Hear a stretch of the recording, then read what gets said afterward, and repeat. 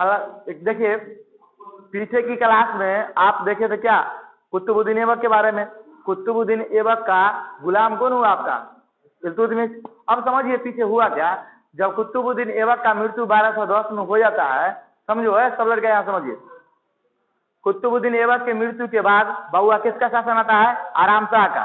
आराम शाह का शासन आया। देखो आराम शाह जो है ना, आराम शाह गद्दी पर नहीं बैठा था अपने, होता है ना कि एकदम हथियार लिए गद्दी को बैठ गया, ऐसा बात नहीं है। जब कुतुबुद्दीन ऐबक मर गया तो उसका कोई उत्तराधिकारी नहीं था, तो उसी में से आराम शाह एक व्यक्ति था जिसको सब मंत्री, वहां के जितना मंत्री संतरी था वो सब मिलकर किसको गद्दी पर बैठा दिया, आराम शाह को। आराम शाह को बैठा दिया। जब कुतुबुद्दीन ऐबक जीवित था तो जीवित होने के समय में देखिएगा कि वो उसका एक दामाद होता है इल्तुतमिश। कौन होता है, इल्तुतमिश। इल्तुतमिश को बदायूं का गवर्नर जाके नियुक्ति, बदायूं का गवर्नर बना देता है। कौन, इल्तुतमिश को। कौन, कुतुबुद्दीन ऐबक। जब कुतुबुद्दीन ऐबक 1210 में मर जाता है तो आपसे क्वेश्चन पूछेगा कि इल्तुतमिश के मृत्यु के समय, कुतुबुद्दीन ऐबक की मृत्यु के समय इल्तुतमिश कहाँ का गवर्नर था, बदायूं का। समझे। तो अब देखिए जब समझे यहाँ, देखिए जब इसका मृत्यु होता है तो मृत्यु होने के बाद आराम शाह गद्दी पे बैठ गया, और जब आराम शाह गद्दी पे बैठता है तो उसको पता चलता है किसको, इल्तुतमिश को। इल्तुतमिश को इस बात का पता चलता है कि हमारे ससुर जी का तो अब देहांत हो गया। देहांत जब हो गया तो उनका तो कोई पुत्र नहीं था, तो अगला उत्तराधिकारी इनके लड़की के हिसाब से किसको बनना होगा, हमको। अरे हम ही ना बनेंगे, कौन सा इल्तुतमिश। इल्तुतमिश वहां से अपना पूरा सेना को उठाया, आगे आया दिल्ली पे, और उसके बाद यहाँ का जो आराम शाह शासक था उसके ऊपर क्या कर दिया, आक्रमण कर दिया। समझे। इस युद्ध में क्या हुआ कि आराम शाह की पराजय हो गया। क्या हो गया, आराम शाह हार गया। जब ये दोनों के बीच युद्ध हुआ, उत्तराधिकारी का किसके बीच हुआ, आराम शाह और इल्तुतमिश के बीच। तो इस युद्ध में पराजित कौन हुआ, आराम शाह, और विजय कौन हुआ, इल्तुतमिश। इल्तुतमिश जब जीता तो उसके बाद इल्तुतमिश क्या बन गया, शासक। अब बताइए इल्तुतमिश को कोई राजा बनाना चाहता था, नहीं चाहता था। दिल्ली के जितना भी सरदार था या जितना भी मंत्री था, चाहे जितने भी बड़े बड़े कास्ट के लोग थे, चाहे बड़े बड़े मतलब व्यापारी था, उस सब कोई चाहता था कि राजा कौन रहे, आराम शाह रहे। अब देखो यहाँ से होता क्या है कि इल्तुतमिश को बहुत सारा कठिनाइयों का सामना करना पड़ता है। जब ये गद्दी पर बैठता है तो उसको बहुत सारा प्रॉब्लम फेस करना पड़ता है।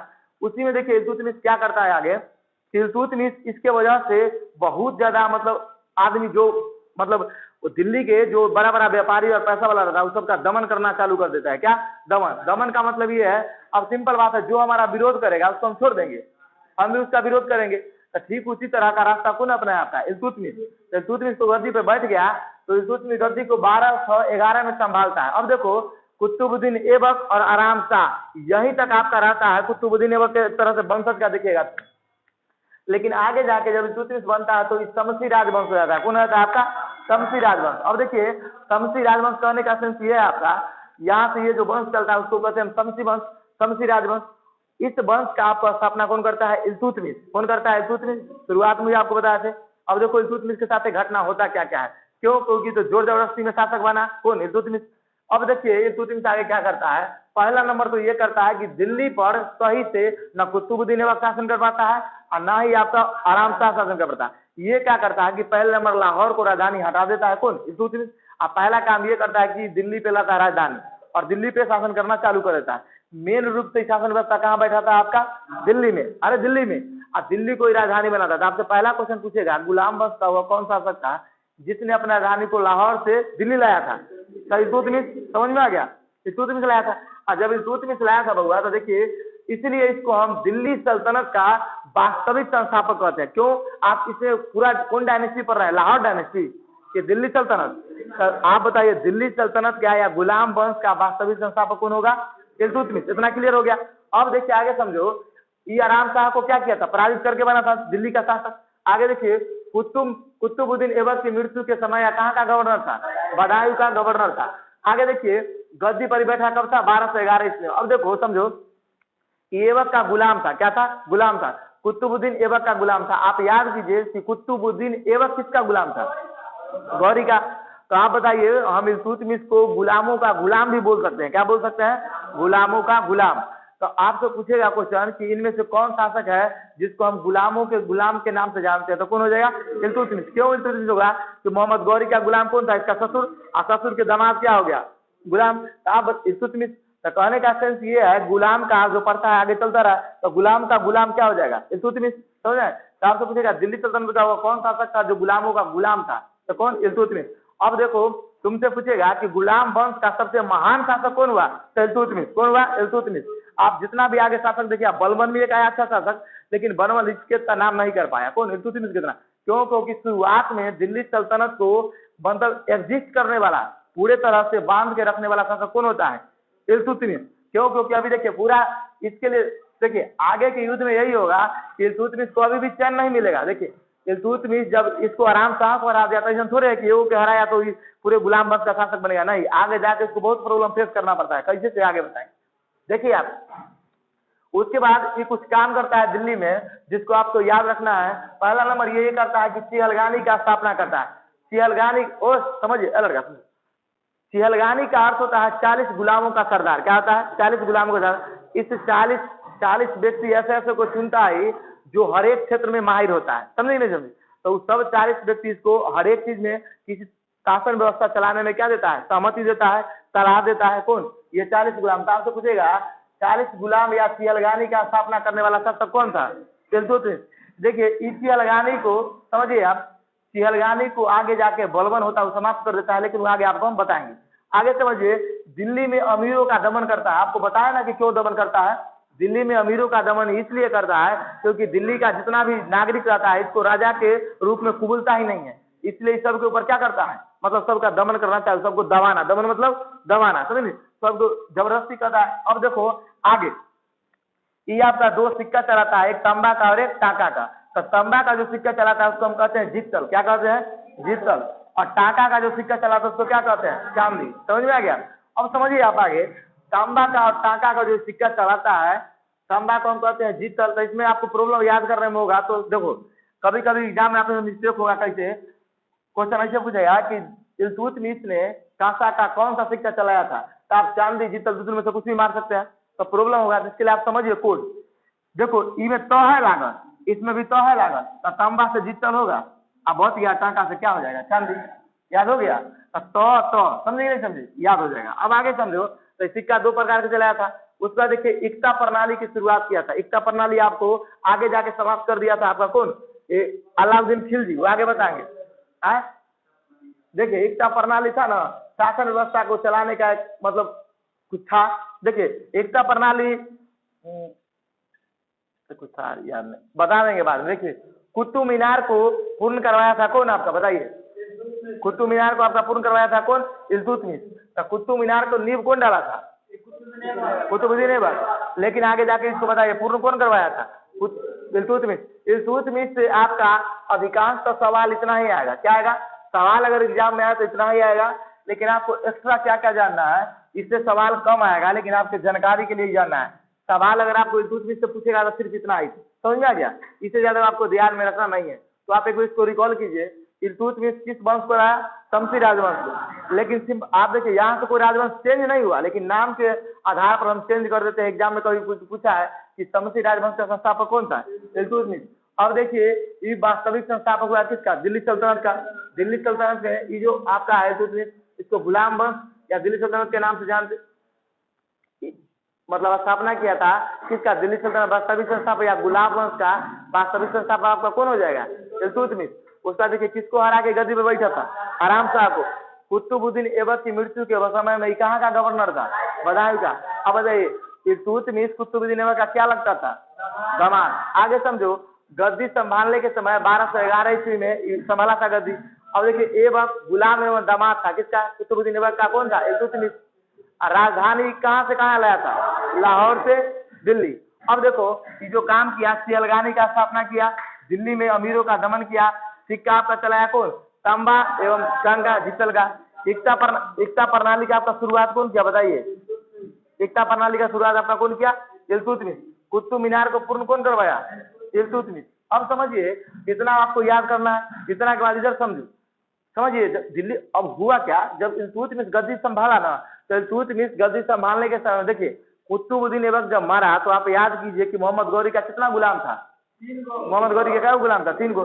तो मोहम्मद गौरी का जो 3 गुलाम था, तो कुतुबुद्दीन ऐबक सबको, तो गौरी अपना अपना एरिया सौंप के गया था, 3 गुलाम था सबको दिया था एरिया कि देखो भैया तुम्हारा ये है, तुम इतना पे शासन करना।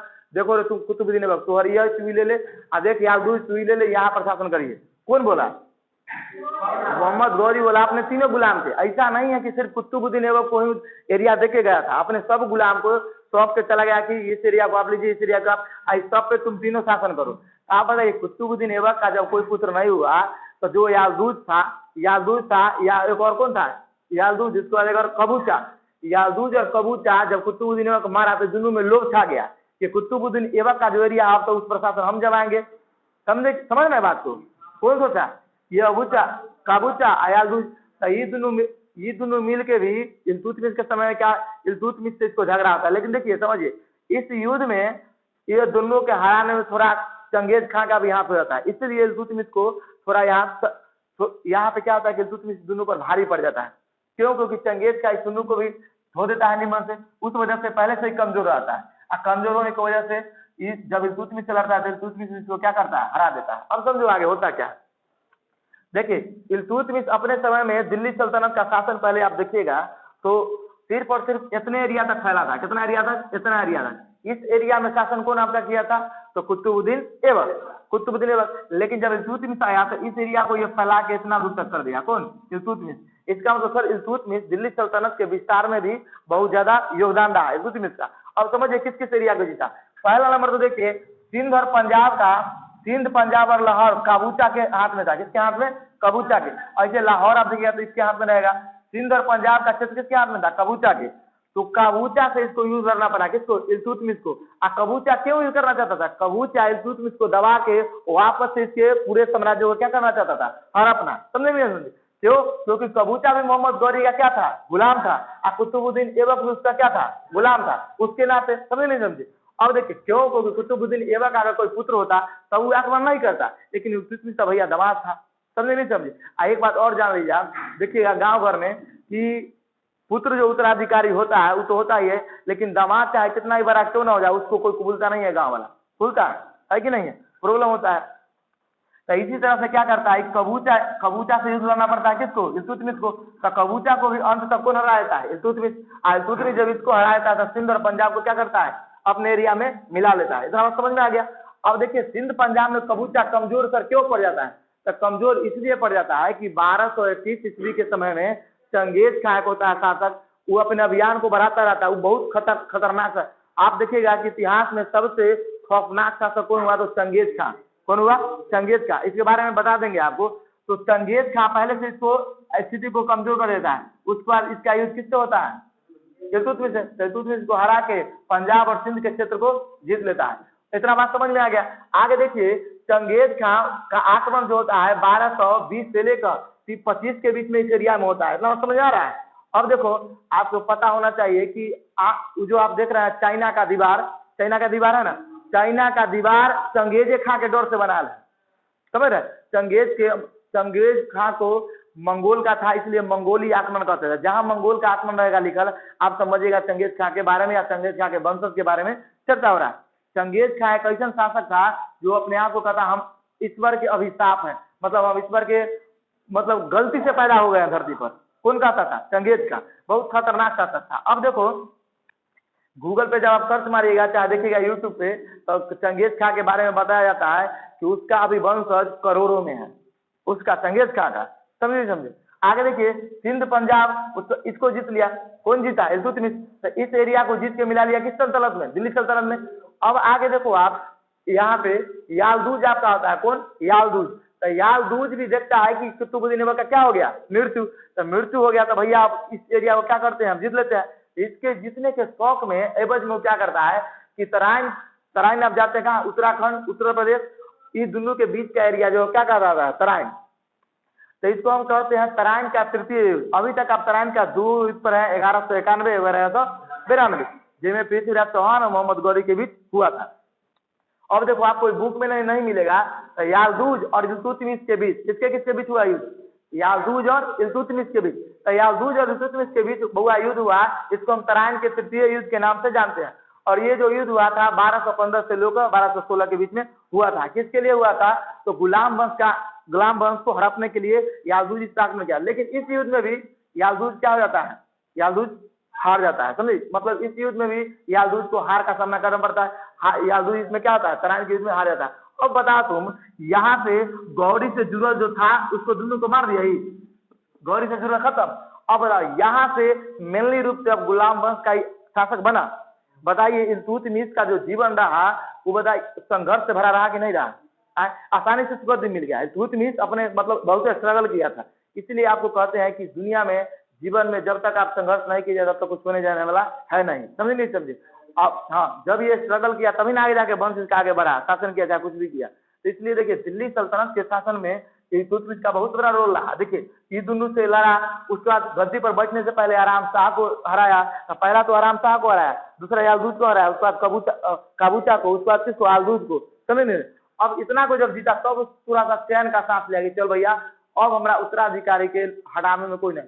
और देखिए इसी क्रम में क्या होता है, आपका तुर्की का खलीफा, खलीफा उस समय में था ना, हम बताए थे आपको इतिहास में खलीफा हम किसको कहते हैं, तो खलीफा हम उसको कहते हैं जो मोहम्मद क्या था, मोहम्मद पैगम्बर या मोहम्मद साहब का उत्तराधिकारी था। तो मतलब उस समय खलीफा को भगवान की तरह मुस्लिम लोग मानते थे, वो जो कह दिया से कह दिया। तो अब देखो दिल्ली सल्तनत का जो नागरिक था या व्यापार था, जो उच्च वर्ग के जो जाति थे वो कबूल करता था, अरे कबूल करता था इसका शासन, नहीं ना करता था। तो अब देखिए जब ये दूध क्षेत्र को जीता, देखिए इसके संघर्ष को देखते हुए वहां के जो खलीफा था इसको दे दिया सुल्तान का उपाधि। किसका उपाधि दिया, सुल्तान का। और जब इसको सुल्तान का उपाधि दिया तो दिल्ली सल्तनत के जो नागरिक था वो अपने आप इसको राजा कबूल कर लिया, समझे नहीं समझे। तो आप हमेशा याद रखिएगा कि देखो यहाँ पे आप पे उंगली आदमी तभी तक उठाएगा जब तक आप कामयाब नहीं है, आप में कमी तभी तक निकाला जाएगा जब तक आप कामयाब नहीं है। जैसे ही कामयाब हो गए तो आप जो गलत काम किए तो वह स्वयं अपने आप ढक जाएगा, मतलब ढक जाता है। आपसे अगर कोई सवाल पूछे कि हम गलत चीजों को कैसे छुपा सकते हैं, तो अच्छे चीजों से, ये नहीं कि गलती करके, समझ रहे हैं, गलत चीजों को छुपा सकते हैं आप अच्छे फन को दिखा के। तो यही किया ये। अब देखिए सिंध को जीत लिया, उसके बाद तराइन को जीत लिया, तब सबको लगने लगा नहीं इल्तुतमिश में कुछ अलग बात है, समझे। तब वहां का जो नागरिक हुआ वो अपने आप को क्या कर लिया, कबूल लिया राजा के तौर पर, समझे। तो थोड़े धीरे धीरे मतलब दमन करना भी बंद कर दिया, समझे नहीं समझे। अब आगे देखो इसको इल्तुतमिश हिंदू के प्रति भी बहुत क्रूर था। क्या था, क्रूर, मतलब हिंदू को भी बहुत दमन किया था अपने समय में। कौन, इल्तुतमिश। देखिए दमन करने का एक चीज का वजह था ना कि इसको राजा के तौर पर कोई मानना नहीं चाहता था। अब देखिए इसके एवज में क्या किया कि राजस्थान का, आप देखिए उस समय रणथंभौर, राजस्थान के रणथंभौर है ना जगह, रणथंभौर में उस समय राजपूतों का शासक था। राजस्थान में 90% शासक आपको राजपूत मिलेगा, ज्यादातर राजपूत का जत्था देखने को कहाँ मिलेगा, राजस्थान में, है ना। तो अब देखिए राजस्थान में राजपूतों को बहुत धोया था, कौन, इल्तुतमिश। और उसके बाद राजस्थान को भी जीत लिया था, कौन, इल्तुतमिश। राजस्थान को भी जीत के कौन मिला लिया, इल्तुतमिश, समझे। अब देखिए कितना बड़ा एरिया धीरे धीरे जीतते जा रहा है। उसके बाद आगे क्या हुआ, बंगाल जो आप देख रहे हैं, बंगाल और बिहार, तो शुरुआत में बिहार और पश्चिम बंगाल दोनों के बाबू मिला के क्या था, बंगाल। अगर बंगाल मेनली रूप से आप देखिएगा तो बांग्लादेश है, तो पहला नंबर गिनिए बांग्लादेश, दूसरा नंबर आप गिनिए पश्चिम बंगाल है जिसको आप कलकत्ता बोल रहे हैं, तो तीसरा नंबर गिनिए आप बिहार, चौथा नंबर गिनिए उड़ीसा, समझे। हाँ, 5वां नंबर झारखंड। इस 5 एरिया को मिला के आपका क्या बोला जाता था, बंगाल। बंगाल क्या बोला जाता बुआ, बंगाल। इस 5 एरिया के मिला के। तो अब देखिए उस समय में बंगाल का शासक हुआ करता था गियासुद्दीन आजम खिलजी। कौन था, गियासुद्दीन आजम खिलजी। तो गियासुद्दीन आजम खिलजी से इसको बहुत इस दोनों में युद्ध हुआ। गियासुद्दीन आजम खिलजी चाहता था कि हम इल्तुतमिश को हरा दे, आई चाहता था कि हम इसको हरा दे। तो होता क्या था कि जब पहला युद्ध दोनों के बीच हुआ ना, तो पहला युद्ध में घुटना टेक दिया, कौन टेक दिया, गियासुद्दीन खिलजी। गियासुद्दीन गोलमोड़ धर लिया, कहा कोई दिक्कत नहीं, आप ही का सब चीज है। आज इल्तुतमिश वहां से निकला कि फिर से ही घोषणा कर दिया कि नहीं हम यहाँ का शासक है। तो इल्तुतमिश कुछ बात से गुस्सा आ गया। कुछ दिनों के बाद इल्तुतमिश गया सेना को लेकर और इसको एक बार और ठोक दिया, किसको, गियासुद्दीन आजम खिलजी को। आज जब इसको ठोका तब तो कबूल कर लिया कि नहीं नहीं अब ठीक है, अब आपका ही बंगाल ले लीजिए, कोई दिक्कत नहीं। तब बंगाल को भी अंत तक कौन जीत लिया, इल्तुतमिश। अब बताइए आप इल्तुतमिश के बारे में आपको पता चला कि इल्तुतमिश इतना महान शासक क्यों हुआ, क्योंकि इल्तुतमिश बहुत सारे प्रॉब्लम को फेस भी किया और उसके बाद कुछ एरिया को अपने मतलब बहुत बड़े बड़े एरिया को दिल्ली सल्तनत में जोड़ने का भी काम किया, कौन, इल्तुतमिश। तो इल्तुतमिश कितना बड़ा इसका अभियान रहा। अब देखिए इल्तुतमिश भी बर्बाद हो जाता उस समय में, लेकिन एक व्यक्ति था जिस पर शासन नहीं किया जो खतरनाक था उस समय, कौन, चंगेज खान। कौन था, चंगेज खान। तो आप सर चंगेज खान इस पर आक्रमण क्यों नहीं किया, इसका वजह क्या था, तब वजह समझिए। चंगेज खान जब अपने अभियान को आगे की ओर बढ़ा रहा था तो ख्वारिज्म के सुल्तान था जलालुद्दीन फिरोज। कौन था? ख्वारिज्म के सुल्तान था आपका जलालुद्दीन फिरोज। तो जलालुद्दीन फिरोज को ये मारते मारते मारते मारते और इसका सब चीज लूटते लूटते जलालुद्दीन फिरोज भागते भागते भागते भागते दिल्ली आ गया। कहाँ आ गया? दिल्ली। उस समय में दिल्ली का शासक कौन था? इल्तुतमिश। तो इल्तुतमिश को पहले से पता था कि हम अगर इसको शरण दिए तब चंगेज का हमको छोड़ेगा नहीं, मतलब बख्शेगा नहीं। चंगेज का भैया इतिहास में अभी सबसे खतरनाक चल रहा है, ट्रेंडिंग में चल रहा है। समझे नहीं समझे? ट्रेंडिंग मतलब समझ रहे हैं ना? उस समय का सबसे विख्यात आक्रमणकारी था। हाँ, सबसे बहुत विशाल आक्रमणकारी था। तो ख्वारिज्म के सुल्तान इसके दरबार में गया। किसके दरबार में? इल्तुतमिश के। इसको कहा भैया हमारा बचा लो। कौन कहा? अरे ख्वारिज्म के सुल्तान जलालुद्दीन फिरोज गोरा जोरा इल्तुतमिश के। इल्तुतमिश कहा तू काहे, क्या क्या प्रॉब्लम है तुम्हारा? ठीक कहता देखिए हमको चंगेज खां मारना चाहता है। जैसी चंगेज खां का नाम सुना ना इल्तुतमिश का, तुम जल्दी इसको निकालो जल्दी। ये मतलब कोरोना वायरस है। क्या है? कोरोना वायरस जो हमारा साम्राज्य में फैला देगा। समझ नहीं? ये मेरे लिए क्या है? हाँ, मेरे लिए कोरोना। हाँ, अगर ये रुका तो पूरे समाप्त कर देगा। चंगेज खां से, चंगेज खां समझिए, चंगेज खां से उस समय सब कोई डरता था। अब देखो आप यहाँ से होता क्या आपका चंगेज, तो ये क्या किया, जलालुद्दीन फिरोज खिलजी को अपने यहाँ शरण नहीं दिया। और जब शरण नहीं दिया तो चंगेज खां को इस बात का पता लगा। जब पता लगा तब चंगेज खां अंदर अंदर खुश हुआ कि नहीं, ये जो इल्तुतमिश है इसको छोड़ देना चाहिए, मतलब हाँ इसको नहीं मानना चाहिए। तो देखिएगा कि सिंध को जीत लेता है, सिंध को, इस एरिया को जीतते हुए, बताए ना कबूचा को, इसको जीतते हुए और वापस से अपने अभियान को दूसरी तरफ मोड़ देता है। लेकिन दिल्ली के तरफ ये आक्रमण नहीं करता, मतलब इल्तुतमिश से ही झगड़ा नहीं करता है। कौन? चंगेज। आप बताते हैं, देखो चंगेज खां, अब समझिए चंगेज खान जो था एक जनजाति था। क्या था? ये जनजाति था। अब जनजाति से बिलोंग, जनजाति का मतलब समझ रहे हैं ना? अरे जिसको आदिवासी तुम लोग कहता है, आदिवासी एक तरह से आदिवासी था। अब मंगोल वर्तमान समय में आप देखिएगा तो उत्तर चीन के एरिया में पड़ता है। कदर पर अब मैप बना के बताएंगे तो ये सब डिलीट करना होगा। कहाँ पड़ता है? उत्तर चीन के एरिया में। तो उत्तर चीन के एरिया में एक जनजाति था मंगोल, उसी में से इसका जन्म हुआ। इसके पिता का नाम क्या था? हाँ, इसके पिता का नाम था यसुगाई। क्या नाम था? यसुगाई। तो उसी के, मतलब उसी का पुत्र था यसुगाई का। इसका बचपन का नाम था सुमोचीन। क्या नाम था? सुमोचीन। तो ये दोनों बात आप याद रखिएगा। चंगेज खां के बाप के नाम यसुगाई, आई मंगोल था। तीसरा नंबर क्या है? इसके बाप का नाम क्या था? यसुगाई। अब देखिए यहाँ से जब जन्म लेता है तो ये अपने विजय अभियान को चलाता है। इतना खतरनाक शासक होता है कि ये अपने आप को कहता है कि हम ईश्वर का अभिशाप है, मतलब वरदान नहीं है, ईश्वर का धोखा से ईश्वर हमको जन्म दे दिया धरती पर। आज जब धोखा दे दिया तो सबको तहस नहस कर देंगे। समझ रहे हैं? कौन कहता था? चंगेज का। तो चंगेज का इतना क्रूर शासक था। हाँ, चंगेज का मतलब तुमोचीन, समझे? अब देखो हम आपको बताए थे ना कि जो आप देख रहे हैं यहाँ चाइना का दीवार, चाइना का दीवार किसके दर से बनाया हुआ है? चंगेज खां से। अब चाइना की दीवार अभी भी उसको बहुत काम कर रहा है। समझ नहीं समझे? अब देखो इसका आप लोग स्क्रीनशॉट ले लीजिए और उसके बाद आगे बताएंगे। चलिए।